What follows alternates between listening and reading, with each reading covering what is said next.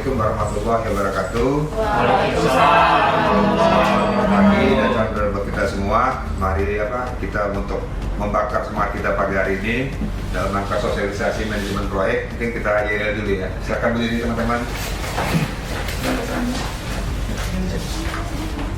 Oke, siap. Selamat pagi. Pagi luar biasa. PTBN Tumbuh juara bangun negeri. PTBN One PTBN, one culture. Oke, terima kasih. Silakan untuk kembali. Baik Bapak Ibu yang hadir pada kesempatan yang berbahagia ini, izinkan saya untuk menjelaskan terkait manajemen proyek. Dalam kondisi kita saat ini, perkembangan di dunia perkebunan ini kita didalami oleh kondisi VUCA ya, jadi ketidakpastian. Maka untuk itu kita di era digital yang sekarang ini perubahan yang terlalu cepat gitu. Maka untuk itu kita memastikan proyek yang kita rencanakan dapat berjalan dengan baik. Kemudian juga dalam proyek ini semakin kompleks. Maka untuk itu kita harus tidak bisa melakukan proyek-proyek yang sekarang ini dengan cara yang lama. Kita harus bisa kreatif, kita harus juga bisa adaptif, dan kita juga bisa harus fleksibel. Oke, next. Nah, dalam kegiatan ini mungkin ada beberapa ini dengan cara metode dengan cara yang lama maupun cara yang baru ya. Kalau yang cara lama istilahnya adalah waterfall atau dalam ini kaku atau dilinear. Untuk yang saat ini kita diharapkan bisa untuk evaluasi yang sekarang ini dengan cara baru yaitu agile atau fleksibel dan adaptif. Kemudian next, dan metodologinya ada beberapa metodologi di project management review. Yang pertama adalah Agile Scrum, kemudian di toolsnya juga ada Trello maupun di Asana. Kemudian next, untuk terminologinya bisa dilihat dari sini.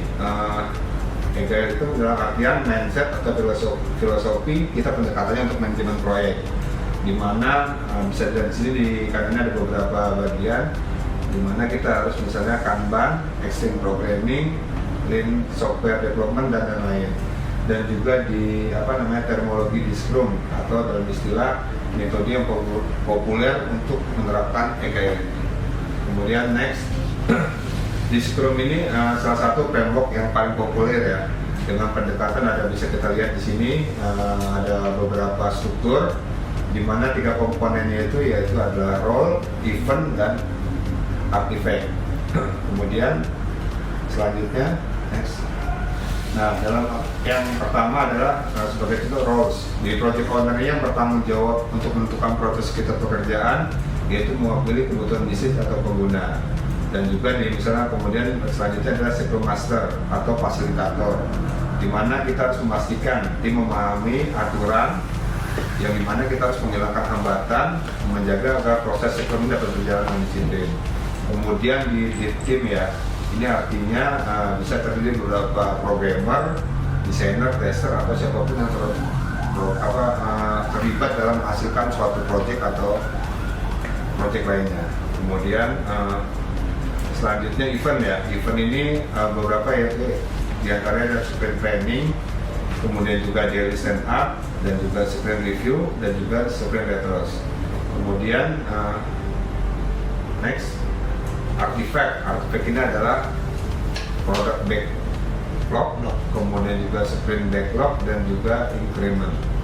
Kemudian selanjutnya, mari kita coba sama-sama praktis ya untuk seperti apa. Nah, ini kita ada 4 untuk indikator monitoring atau KPI. Yang pertama itu adalah KPI-nya sendiri, itu mana target untuk mengukur keberhasilan untuk proyek. Kemudian dashboard progress ya, jadi gambaran status proyek kita dalam satu layar. Kemudian dan juga di sini ada namanya early warning system, yaitu peringatan jika ada kendala atau resiko yang akan terjadi. Kemudian dari ketiga ini kita juga harus evaluasi atau hasil perbaikan yang kita lakukan selama manajemen proyek ini, yaitu continuous improvement. Kemudian ini tipsnya ya, tips buat kita semua untuk yang ini. Yang pertama adalah kita melakukan hal-hal kecil secara smart. Kemudian juga kita gunakan tool digital di zaman era digitalisasi sekarang ini. Kemudian juga untuk kita harus disiplin dalam diri untuk stand up. Kemudian juga kita harus update status dan juga review atau monitoring evaluasi setiap harinya. Jadi kalau di sini tipsnya itu Scrum itu bukan hanya teori, tetapi tentang kebiasaan yang konsisten yang kita lakukan setiap hari. Kemudian next, mungkin itu dari saya. Terima kasih. Saya akhiri. Assalamualaikum warahmatullahi wabarakatuh. Waalaikumsalam warahmatullahi wabarakatuh.